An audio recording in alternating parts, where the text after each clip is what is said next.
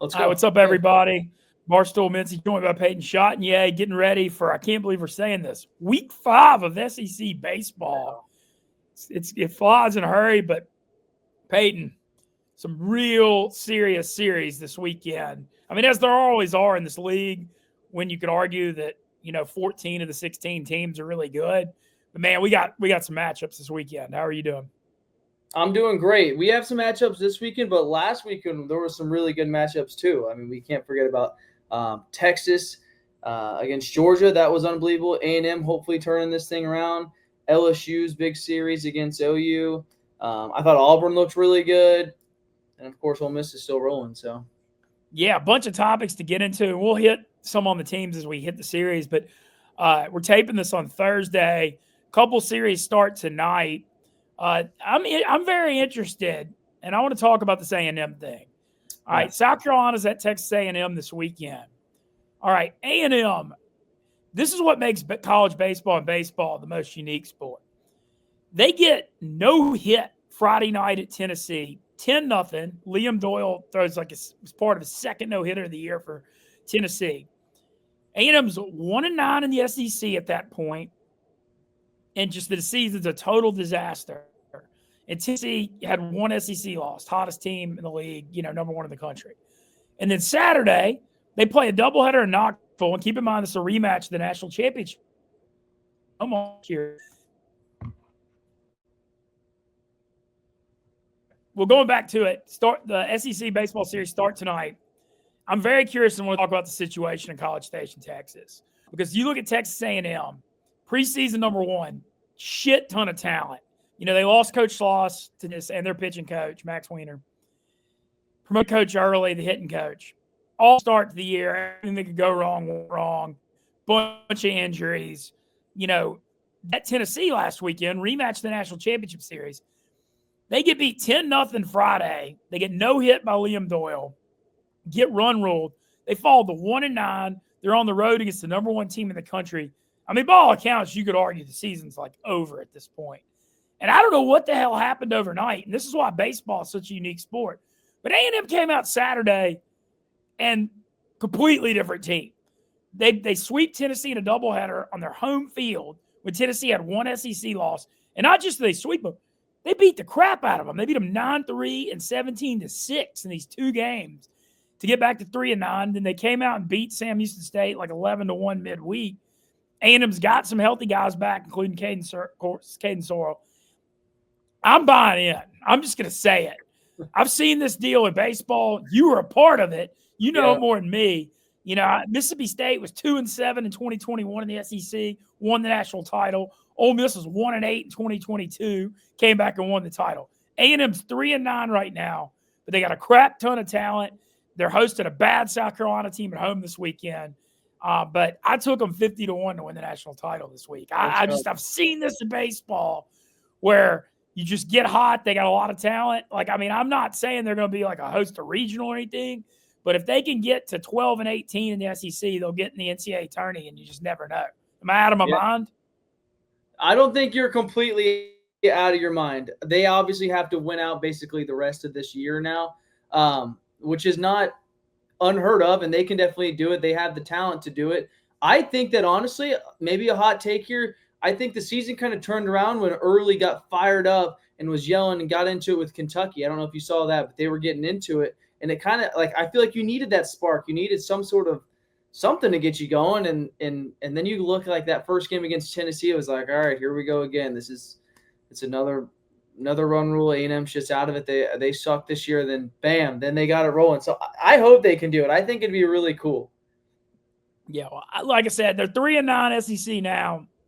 They've got a tough schedule the rest of the way, but South Carolina at home this weekend, 2 out of 3 minimum. I think you need to sweep here. But if you get back to 6-9, you got it all in front of you. So, but anyways, that's my take on A&M, and I think it's going to be very interesting to watch. But 50, like I said, they're preseason number 1. You got them 50-1. If I lose, I don't even care because I know it's a good spot just because the talent level's there. Other series starting tonight. Not a ton to say. Well, there is some stuff to say on the Florida Gators side. Missouri at Florida. I took A&M minus 2.5 runs, by the way, tonight against South Carolina too. Very nice. Missouri at Florida. I mean, Missouri hadn't won an SEC game. Not shocking. We've said all along they should basically get relegated. Florida being 1-11 is freaking wild. They were number 7 preseason. They're coming off a pretty deep run in Omaha. They obviously lost Cags, who's like one of the greatest players of all time. But they did beat Florida State midweek, so they went 2-0 against them. If there was ever a get-right series situation at home, it's this one. They got a sweep. I mean, when you're 1-11, they got a gun to their head. I mean, you got to go 11-7 in your last 18 in the SEC to make the tourney. And you look at the history of that program. I mean, I can't believe they're 1-11. You see any? I mean, I'm saying sweep this weekend though. I think Missouri's terrible. I hope they can sweep because obviously that's pretty much their only shot unless they can win the SEC tournament. But I have way higher hopes on A&M than I do Florida. Just like watching Florida against Ole Miss, like they have a little bit of spark to them. There seems to be something going, but it's just I don't know. A&M I think is on a whole different level than Florida, in my opinion. Like I think you can look at Florida and say, they're a talented team, but they're not playing that well. But you look at A&M and it's like, what the hell's going on? I don't know. I just think it's different. Yeah, I do too. Florida's 40-1 right now to win the title. I don't think that's good enough value. I think A&M at 50-1. A&M at 50-1 is a whole different ballgame. All right, we're going to get to the Friday series. We'll start in Lexington, Kentucky. This Texas thing, you mentioned it, swept Georgia, who was number 3 on their home field last week. I like Texas going to this year because Coach Sloss, you look, he's won everywhere he's gone. And his first year at A&M, they made the Final Four. So I thought that him coming to Texas would be, a pretty quick fix. I did not think 11-1 in the SEC and sweeping a top 3 team in Georgia. They won 2 out of 3 at home against LSU. That's LSU's only 2 losses in conference play. They're 10-2. And this Texas team's got, Max Bellew's hurt, one of their best players till the postseason. Unbelievable job that Coach Sloss is doing here. I mean, and they got 2 really good starting pitchers. I really like the lefty Spencer. Jared Spencer. I've been talking about pitching on Friday, but man, I mean, Texas is 19-1 to win the title right now. Look, I'm not sitting here saying they're going to win it when you look at these top teams, but I think they should be 8 or 10-1. I think there's some value there. Yeah, they look unbelievably good, and I kind of said this early on, like I didn't want them to selfishly because I didn't want them to get into the SEC and think that they could run it, but they kind of are outside of maybe Arkansas. So I don't know what it is about Slosh. I never played for him. I don't know too much about him, but what I do know is that he wins. So love him or hate him. If you're an A&M fan and you hate him, guess what? You got to beat him because that's the only way that you can win. So I think they're unbelievably good. They have talent in every single aspect of the game right now. So they're impressive. I look to see them. Like it would be hard for me to say that they don't sweep the series. So. Yeah, I'm going to say 2 out of 3 just because it's on the road. Kentucky's not, we thought they'd take a step back this year after they're the number 2 national seed. I mean, but they're still not bad. I mean, they're 5-7 in the SEC. Last weekend, that Ole Miss Kentucky series was insanely competitive. All 3 games. Ole Miss ended up pulling out 2 out of 3. The teams got into it with Ole Miss players kind of mocking the Kentucky dance moves and got some friction late. But, I don't think Kentucky's like an also-ran or anything like that. I got Texas winning 2 out of 3. No. This Kentucky's Mangione's a really good coach. They're still fighting, and I think they'll make the tournament. I don't think they're like elite, but I don't think they're bad. No, I agree. That's a fine take. I just think Texas is really, really good. I think they'll still sweep this. But all right, heading to Tuscaloosa, Alabama, Mississippi State at Bama. You mentioned Auburn took impressive weekend last week against Bama. Mississippi State's won 4 of 5. I mean, they won 2 out of 3 against South Carolina, won a couple midweek games. Look, they're 3-9 in the SEC. They're not that bad. I don't think they're like great or anything like that. They got 2 good starting pitchers. I've got Bama winning 2 out of 3 here. I agree. I think Bama is so close to being a really, really good team. I said that in the beginning of the year too. I think those coaches are going to really turn the program around come maybe another 2 or 3 years. I think they already kind of have just from this is only their second year there as a coaching staff, and they've made Alabama a really good team. Mississippi State's another weird one where you're like, I swear they have more talent, but then you kind of look at the roster and it's like, well, Yeah, I guess I could kind of expect them to be where they're at, to be honest. I don't know. That's a weird one too. Yeah, it is. The Bama thing, the offense is so good. If Yeah, they had like a little more pitching, I think they'd I be agree. right That's what I'm there. saying. I think they're just so close to being really good. But I'm All right. taking Well, the Bama. the final three series, all matchups of highly ranked teams, will start on the Plains at Auburn. So anyway, LSU heads to Auburn. LSU 10-2 in the SEC. Auburn 6-6. LSU's pitching staff has been insanely impressive lately. Cade Anderson threw a complete game shutout last Thursday night at Oklahoma. Number 2 starter Anthony Ianson, the UC Santa Barbara transfer, has been really good. They also got Zach Cowan and Shores out of the bullpen, who've been lights out.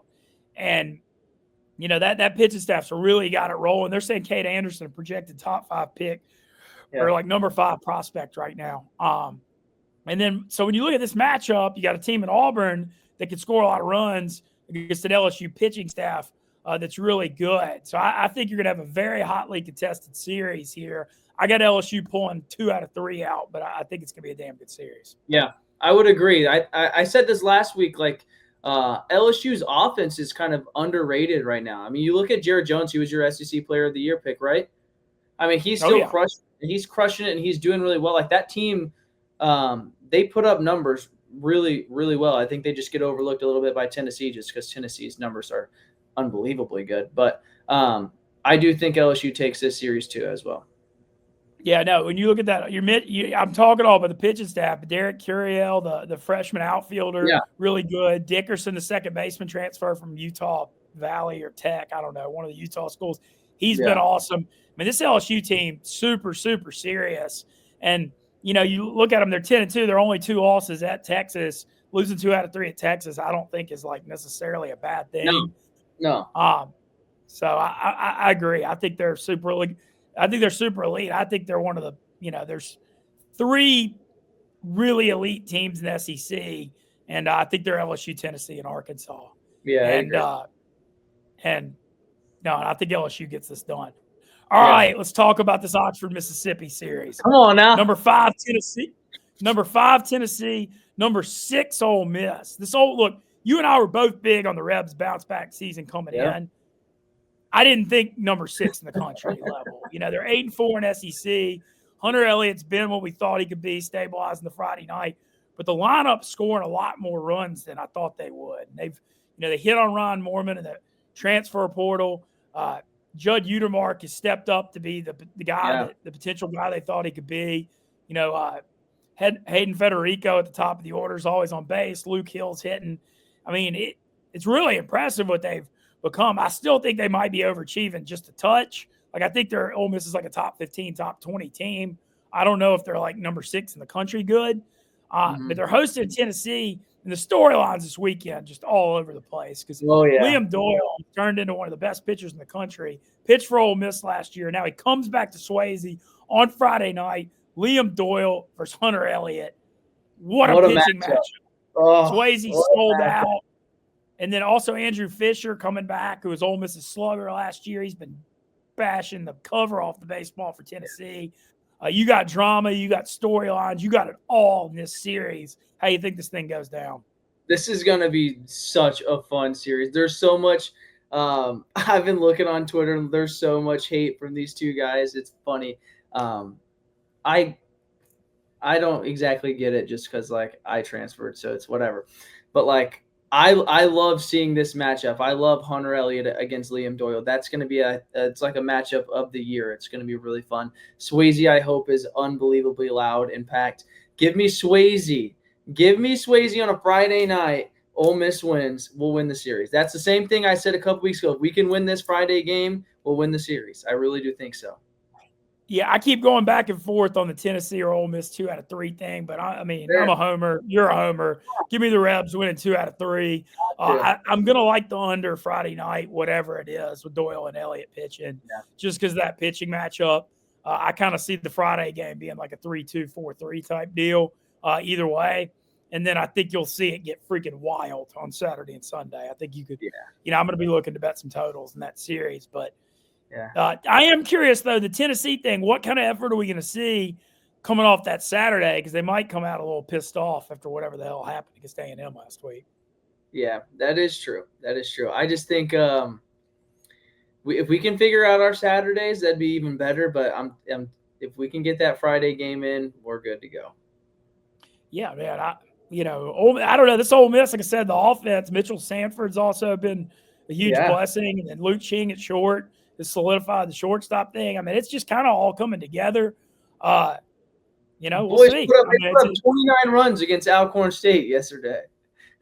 No. And you look at the back-to-back. I mean, I know Memphis and Alcorn aren't good, but you win 10-0 and 29-1. Yeah. I mean, run rolling people. I don't know what. I'm rolling into the weekend. It is interesting to me because Ole Miss is getting a lot of love and respect in the rankings. They're still 50-1 to win the title, which is crazy for a top 10 SEC team. Yeah. I don't know about, I'm saying it's a national championship team, but I mean, I don't hate that value, just taking it as a flyer. And then also, like, I think there's a chance this team can make it to Omaha. And, if you got that value and equity, that might be worth it. Yeah. That was one of the futures that caught my eye. Hey, the final series got to get hot at the end. That's all it takes, man. All right. Another monster series, Athens, Georgia, #1 Arkansas, heading to play top 10 Georgia in a bounce-back spot after getting swept by Texas. I got to say something about this Arkansas team. Yeah. All the talk going in was because the last few years they've had like the best pitching staff, but they hadn't been able to score runs. That ain't a problem this year. This team's leading the SEC in hitting. They're knocking the cover off the ball. I mean, I feel like they took all those rumors very, very personally. And when I look at this series, I mean, the over-unders are always really high at Georgia, but I think we're going to have some high-scoring games this weekend with these two offenses. Yeah. No, you got the Aloy brothers, my boy Maxwell. This team can mash, and exactly what you said. Everybody was only talking about their pitching. Their question was going to be whether they could hit the ball, whether their position players were going to really step up, and they have. And then you've seen what happens whenever both of the sides of the baseball are good. Like this team's up there, like you said, with the elites of LSU and Tennessee right now. I feel like Arkansas is right up there. You could put any of them at #1 in my opinion. It's going to be interesting though, because Georgia getting swept. Like I feel like they're going to have a little bit more of a chip on their shoulder. I would love to see them take 2 out of 3. I don't think they will. I'm going to go Arkansas, but it'd be kind of cool to see Georgia do that. I'm going Arkansas 2 out of 3 too. And I know Georgia's so good. Don't get me wrong. Love the lineup. I think they're coming back to reality now a little bit, playing Texas and Arkansas and some of the real elite teams in the SEC. So I'm going to go 2 out of 3 on Arkansas as well. This Arkansas team's on a mission. And then the final series, top 20 battle in Norman, Oklahoma. Vandy, really took it to Florida last weekend on the road. Yeah. Huge series, swept them in Gainesville. And then Oklahoma has been having a good year, got swept at home by LSU. When I look at this series, I look at two teams that can really pitch, and I'm going to be looking at some unders here because I think both of these teams, may not have elite offenses, but they do got arms, especially the Witherspoon brothers for Oklahoma. And I think I'm going to be looking at some unders. Yeah, that's totally fair. I think you kind of saw Vandy put all of it together last week. I think they'll end up taking this series. But the Witherspoon brothers are really good too. So who knows what could happen. But I do think Vandy wins the series though. Okay. I'm going to go Oklahoma 2 out of 3 here, but it's going to be a hotly contested, it'll be another really good series. But I mean, can't wait to just sit back. I'm just going to hang out in the gambling cave after everybody leaves after the Masters tomorrow. And I'm going to throw up all 7 of these games and just watch them and fire them on DraftKings. And, man, it's going to be a great weekend. This Tennessee Ole Miss Friday night game, Doyle against Elliott. I mean, get your popcorn ready. I don't know how. I wish I could be there. Oh, it'd be so awesome. I know. Me too. I don't know if it looks like I'm making an Oxford trip this spring, and that kind of hurts me. All right. It's all right. It does look like I'm making it to Omaha, though. So that pumps me up. Well, SEC Weekend 5 preview in the books. Follow Peyton on Twitter and Instagram. We'll be posting our picks as well. Man, hell of a weekend to watch some college baseball and the Masters. That's right. Let's go Rebs.